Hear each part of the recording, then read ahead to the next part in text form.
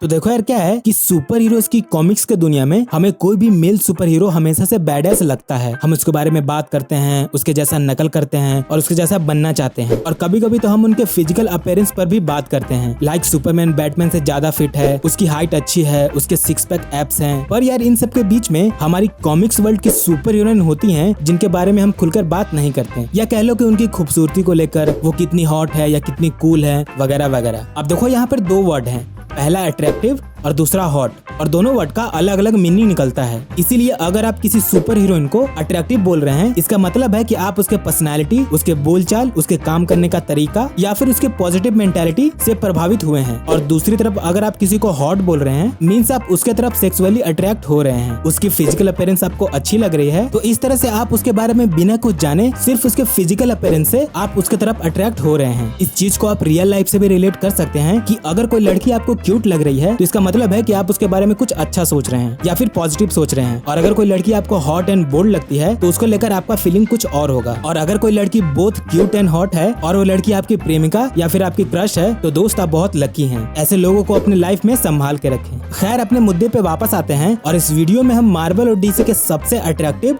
और hot super heroine के बारे में बात करेंगे। और उनके बारे में थोड़ा जानने के बाद आप उन्हें किस कैटेगरी में डालोगे ये पूरी तरह आप पे डिपेंड करता है, क्योंकि हर अट्रैक्टिव ह्यूमन हॉट नहीं हो सकता और हर हॉट पर्सन अट्रैक्टिव नहीं हो सकता। तो देखिए, इस लिस्ट में सबसे पहले नंबर की हॉटेस्ट सुपर हीरोइन है पावर गर्ल। एक्चुअली में ये सुपरमैन की कजन सिस्टर कारा ज़ोर-एल है, पर किसी अल्टरनेट यूनिवर्स में, जहां इसे पावर गर्ल के नाम से जाना जाता है। इसे सबसे पहले डीसी के ऑल स्टार्स कॉमिक्स इशू 58 में दिखा गया था और इस कैरेक्टर को बनाने का मोटिव बस यही था कि कॉमिक्स पढ़ने वाले फैंस को सेक्सुअली फीलिंग कराकर उसे उत्तेजित कर सके। इसकी super power solar energy absorption है और ये अभी तक तो हमें लाइव एक्शन मूवी में नहीं दिखी है, पर अगर दिखती तो कॉमिक्स में इसे देखने के बाद समझ ही सकते हैं कि वो कैसी होती। अगले नंबर की सुपर हीरोइन है एक्स-मैन की मेंबर स्टेसी एक्स। ये एक म्यूटेंट है जिसका सुपर पावर पता है क्या है? मैं बताता हूँ, प्रोस्टिट्यूट। हाँ, इसके पास ये पावर है। ये सांप की जैसी स्किन रखने वाली एक म्यूटेंट सुपर हीरोइन है जिसके पास ये पावर है।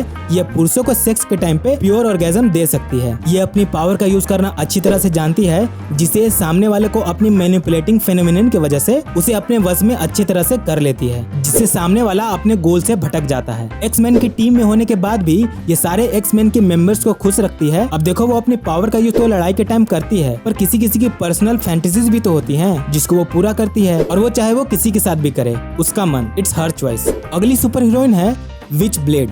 इस कॉमिक में होता क्या है कि इसमें दो फोर्सेस काम करती है, एक डार्क और एक लाइट, जिसे डार्कनेस और एंगुलस बोला जाता है। विच ब्लेड इन दोनों के बीच बैलेंस करने का काम करती है, पर ध्यान देने वाली बात यह है कि विच ब्लेड एक मेल है, यानी एक गाउंटलेट, और इस गाउंटलेट को किसी फीमेल होस्ट की जरूरत होती है जिससे वो अपना काम कर पाए। अब देखो, कॉमिक में तो ये बहुत ही ज्यादा हॉट एंड सेक्सी है, स्पेशली जिस तरह की इसकी कॉस्ट्यूम है। मतलब लिटरली एक ऐसी सुपर हीरोइन जिसका खुद का कॉस्ट्यूम ही नहीं है। इसी तरह से मिलता जुलता वेनम भी एक कैरेक्टर है, पर यार वो अंदर तो कुछ पहनता है। अगले नंबर पे है ब्लैक कैट। ये हमें मार्वल्स के कॉमिक बुक और Marvel's Spiderman the city that never sleep video game में दिख चुकी है। अब वैसे तो इसकी powers martial arts, gymnast, super human strength ये सब है, पर रात के अंधेरे में जब ब्लैक सूट पहन के निकलती है तो ये बहुत ही ज्यादा हॉट एंड सेक्सी लगती है। इसका स्पाइडरमैन के साथ अफेयर रह चुका है, पर पता नहीं राइटर्स ऐसा कैरेक्टर क्यों बनाते हैं जिसे देखकर हमें कुछ कुछ होने लगता है। अब देखो, दोनों ब्लैक कैट और पीटर पार्कर का रिलेशन तो बहुत अजीब है। वो हमेशा स्पाइडरमैन को सेड्यूस करने की कोशिश करती है, पर मुझे ये कैरेक्टर बहुत ही हॉट लगी, इसलिए मैंने इसे लिस्ट में डाला।